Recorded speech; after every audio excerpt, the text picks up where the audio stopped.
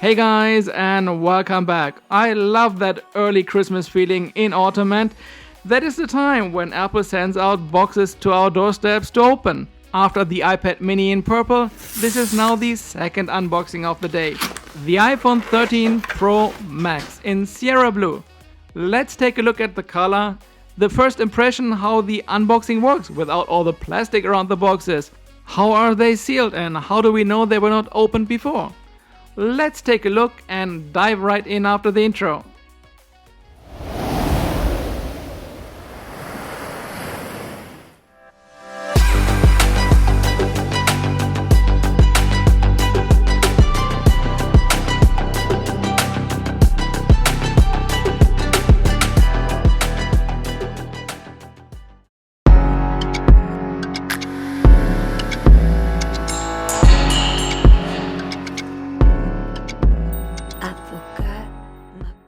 Hey guys, it's Matt and welcome back to the channel. Today we are taking a look at the iPhone 13 Pro Max in Sierra Blue. We all were wondering, and as it turns out, Apple is using the same strips like they're using in multiple packaging of theirs for accessories. Just these little strips here. And they just rip open like so. A very nice idea how we can actually have the insurance that the boxes were not opened before, but saving all the plastic in the process. What I like about this, it really doesn't hurt the customer at all. And that is a really win-win situation for everyone. Apple can save money in packaging, the customer doesn't have any drawbacks or downsides, and we are doing something somehow for the planet. The cameras on the Pro line of iPhones this year are really massive and they are promising great photos to come. I'm always loving the camera on the iPhone because it's the camera I have with me, and I'm really happy that this year again there is a huge upgrade in camera performance. Same as last year, we do not have a charger in the box. We have the USB-C to Lightning cable, the Apple sticker, not color match like from some iMacs. Then we have the SIM card tool and a very limited instruction manual. Everything is packaged in a very compact little box, easy to ship, easy to store. This packaging design was introduced by Apple last year and they got a lot of heat for that.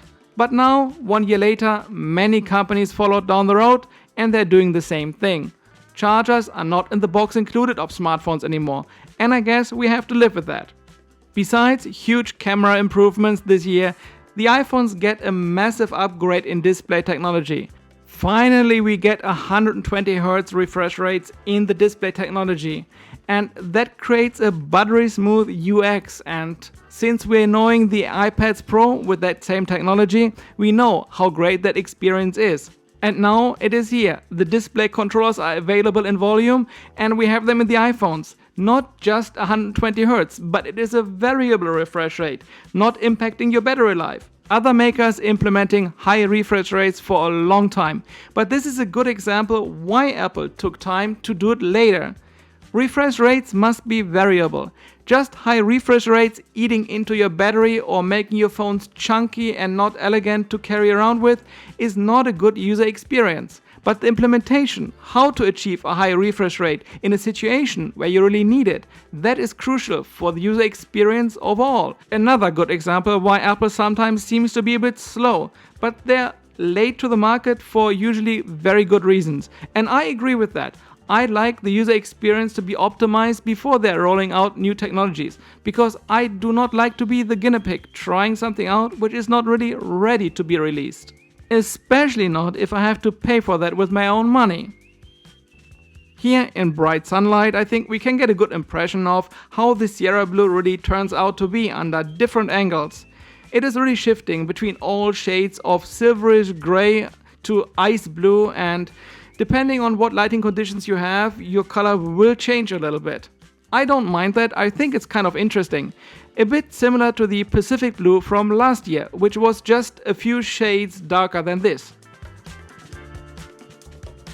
The antenna bands running around the frame are highly polished, and they are fingerprint magnets. Not as bad as the Pacific Blue from last year, which was a few shades darker, but still. However, the glass at the back is frosted, and that is really great because at least the fingerprints are not on the back of your phone. I personally never use cases with my iPhones, and therefore I really care about how it looks and how the aesthetics of the design really is. When we are taking the iPhone inside again, in the shade the color shifts to kind of like a grayish tone. It is nice and I think it fits many people's taste. In this year's lineup of iPhone Pros we got a great display technology, we got super nice camera upgrades, and I will share my experience with you how all this really works and if it is as good as we expect. Let me know in the comments below what you get this year, or do you wait for next year's iPhone? What kind of iPhone do you have in your pocket right now, and do you like it? And why?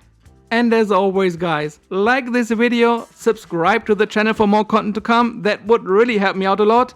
Have a great rest of the day, stay safe, and see you in the next one.